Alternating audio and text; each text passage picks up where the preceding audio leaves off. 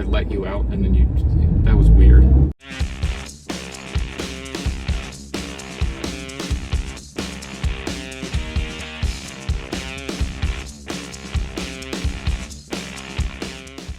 What's up, everyone? So I am trying a new mount. Not sure how it's going to work out, but we're going to see. So I've been promising that I'm going to make you guys a review on the CTS Turbo parts for a while now, and I just hadn't gotten around to it yet. But here we go.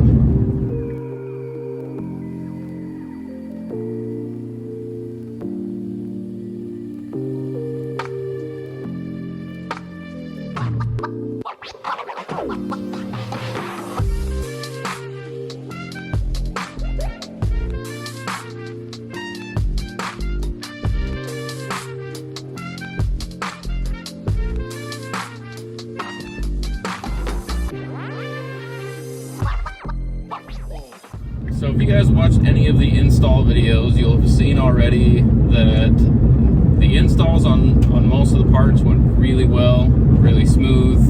The fitment was really good. I did have, it wasn't really a fitment issue. It probably would have been fine on the air intake itself. So if you guys watched that video, I just wasn't happy with how the intake was sitting when I actually mounted it. So I modified it a little. I cut just a little bit off of the end of the tube just so I could get it to suck in a little bit and sit nice and straight in the engine bay. Like I said, probably not really necessary. I'm sure it would have done just fine, but aesthetically or cosmetically, however you want to say it, I just liked how it looked better when it was aligned with the engine. So when everything was lined up straight, I think it looked better. Personal preference, but that was really my only complaint. I think all the other parts are fantastic. You guys can probably hear, I don't know how well the video will pick it up, but you guys can probably hear it's still really quiet in here. There is a little bit more throatiness or volume, whatever you want to say, due to that downpipe, because I do have that CTS Turbo downpipe on there, and at first it was a little weird. I think it was just because I don't know if I just didn't know what to expect out of it or what, but I actually really like how it sounds now. When I'm on the throttle, it's more aggressive than I would expect it to be, while still having everything from that point back is all stock. Still have the factory back box, etc. So I do like that it gives me a little bit more of an aggressive exhaust note tone without being obnoxious.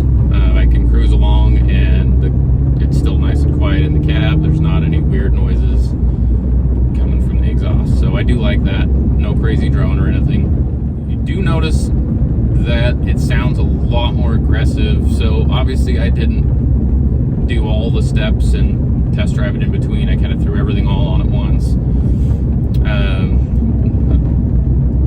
Sweet old Trans Am. I don't know if you guys will see it right there in the background. Where's my finger? Well, that's long gone now, but anyway, sweet old Trans Am. As I was saying, so I didn't do everything, or I didn't do it like step by step and test drive it along the way, so I don't really know what differences it made along the way, but it definitely has a much more aggressive tone now that I have all of the intercooler piping, so hot side, cold side.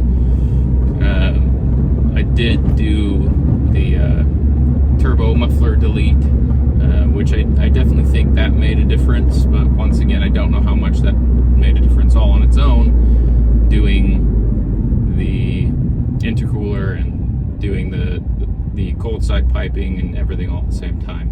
I didn't do any 0 to 60s beforehand, because it's not something that I've ever cared about with this car, being that it's for autocross and also a daily, because it gets really good fuel mileage. So I didn't do any 0 to 60 times as far as actually measuring it. I do know that it feels significantly improved I do know that I have a lot more power off the line. So if I do a boosted launch, so before I did any of the modifications, I was doing a boosted launch and I could just mat the gas, mat the throttle, build boost, and just let off. And I might get a little squeak out of the tire, but I had enough traction and it was fine. I didn't have an issue. But now that I've done all of these CTS Turbo parts, I can't do that anymore. I can build a little bit of boost off the line, but I can't just mat the throttle and the gas at the same time. Significantly faster, but if I do try to just give it everything it's got off the line, it just spins tires. Take that however you want as far as actual acceleration or power improvements, whatever you want, however you want to say it. But I'm really happy with it. It feels really good. I do need to go somewhere and do a 0 to 60 time, because the next modification that's coming is a ECU flash, but it is getting a tune, and I'm actually going to pull the ECU out right after this. So won't be able to do one if I don't do it right now. So I need to go find somewhere to do it, and that'll give us a before and after of before and after the tune at least. Let's go see if I can find somewhere to do a 0 to 60 time and maybe a quarter mile time, and we'll see. No idea what it's going to do compared to a stock Mini, and there's no way for me to really tell. I mean, I can look at times online of what the factory claimed times were, but that doesn't account for my elevation, because I am about 4,200 feet here in Utah. So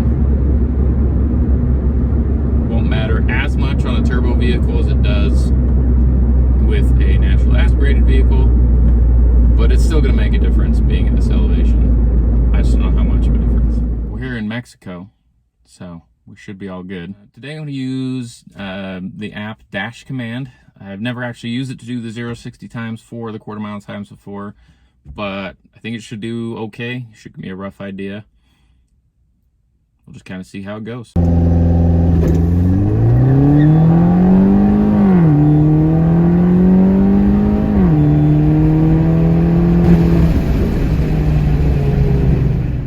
So I don't actually have any audio for this section. I did an audio overlay for the last section, which turned out all right.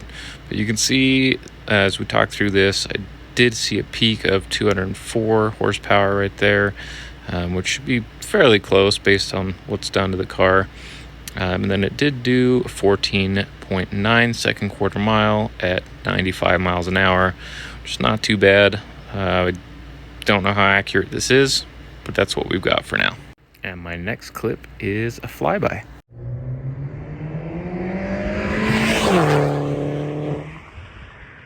So I know that was a really quick review, but hopefully it lets you guys kind of hear what the Mini's like with all those performance parts on it. Not a terrible quarter mile time. Like I said, traction is an issue. I'm still on a street tire, still stock size, so the 205 with a bit more tire or even a stickier tire. I know I could definitely do a lot better, but it's not too bad for what it is. I mean, it's a couple minor bolt-ons that the computer doesn't even know are there. So I think with the tune, it's going to make a pretty significant difference, both because the computer will know that there are some differences there, and having the different fuel table, ignition tables, and also just commanding more boost is going to make, I think, a pretty serious difference. I gotta go pull that ECU so we can get it sent off and get the tune done on it. So I will see you guys very soon.